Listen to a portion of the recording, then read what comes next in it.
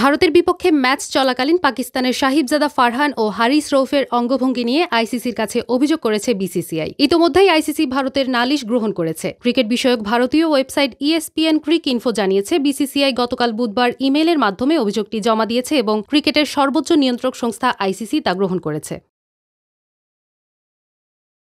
Asia কাপের super 4-এ ভারতের বিপক্ষে ম্যাচ চলাকালীন ব্যাটিংয়ে নেমে 50 করার পর ব্যাটকে বন্দুকের মতো ধরে গুলি ছোড়ার ভঙ্গি করেন ফারহান। আর ফিল্ডিংয়ের সময় সীমানার কাছাকাছি দাঁড়িয়ে থাকা রৌফ গ্যালারির কিছু দর্শককে উদ্দেশ্য করে হাত দিয়ে বিমান উড়ে গিয়ে ভূপাতিত হওয়ার ভঙ্গি করেন। এর কারণেই আইসিসির কাছে আনুষ্ঠানিক নোটিশ জানিয়েছে ভারত। তবে পাকিস্তানের ক্রিকেটার ফারহান ও রৌফ লিখিতভাবে অভিযোগ অস্বীকার করলে আইসিসিতে শুনানি হতে পারে। সেক্ষেত্রে ম্যাচ রেফারি রিচি রিচার্ডসনের সামনে উপস্থিত থাকতে হবে দুই পাকিস্তানি ক্রিকেটারকে।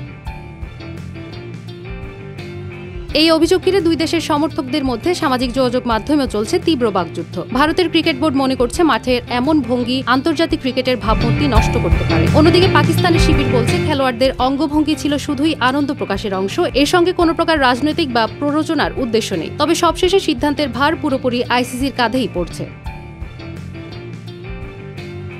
ক্রিকেটে ভারত পাকিস্তান মানেই আলাদা উত্তেজনা। মাঠের ভেতরের খেলার চেয়ে বাইরের আলোচনা অনেক সময় বেশি হয়। যদিও মাঠের ভেতরে পাকিস্তান বরাবরই ভারতের কাছে ধরাশায়ী। এশিয়া কাপে দুইবারের দেখায় দুইবারই ভারতের কাছে হেরে নাকানি চুবানি খেয়েছে সালমান আলী আগার দল। তবে কথার লড়াইয়ে কোনোভাবেই ছাড় দেয় না পাকিস্তান।